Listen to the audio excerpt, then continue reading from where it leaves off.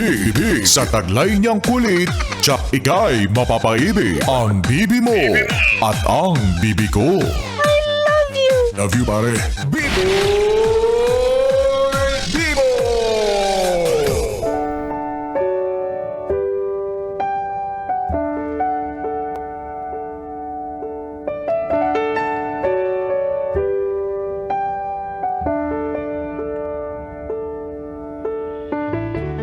Bibi, ikaw ba ay kasalukuyang nababagabag? Dulot ng mga nakaraan na pilit mo nang tinatalikuran, ngunit masidhi ka pa ring sinusundan. Mga pangyayaring hindi mo inaasahan, ni hindi mo naiwasan.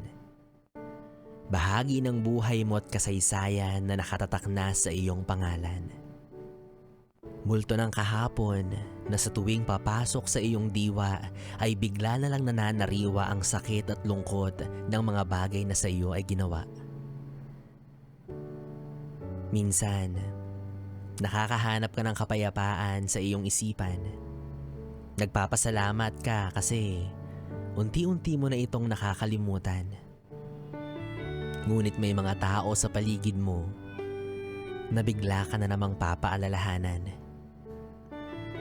Buyo ng mga kaibigan, pagsisiyasat ng iilan, pagtatanong ng karamihan. Maski sa sarili mong tahanan, hindi maiwasan na hanapan ka ng kasagutan sa isang bagay na matagal mo nang gustong ibaon sa malalim na libingan. Bakit ba kayo naghiwalay? Anong nangyari sa inyong dalawa? Sinong nakipag-break ba? May bago na ba siya? Naka-move on ka na? Hindi pa. Baka hindi pa. O baka nga hindi na. Masasanay ka na lang sa lungkot ng pang-iwan o paglisan niya. Paano mo nga ba tatakasan ang isang malungkot na pangyayari kung ang tadhana mismo ang siyang nagdahilan kung bakit hindi ka mapakali? Para bang sa kahit anong bagay ay naaalala mo siya. Nanunumbalik ang mga nakalipas na alaala noong mga panahong kapiling mo pa siya. Mapapangiti ka na lang sabay luluha nang mapagtanto mong isa na lamang itong gunita. Batid mo naman na wala nang pag-asa, di ba? Batid mo naman na wala ka nang magagawa. Batid mo naman na hindi na siya mapapasayo at hindi ka na mapapasa kanya.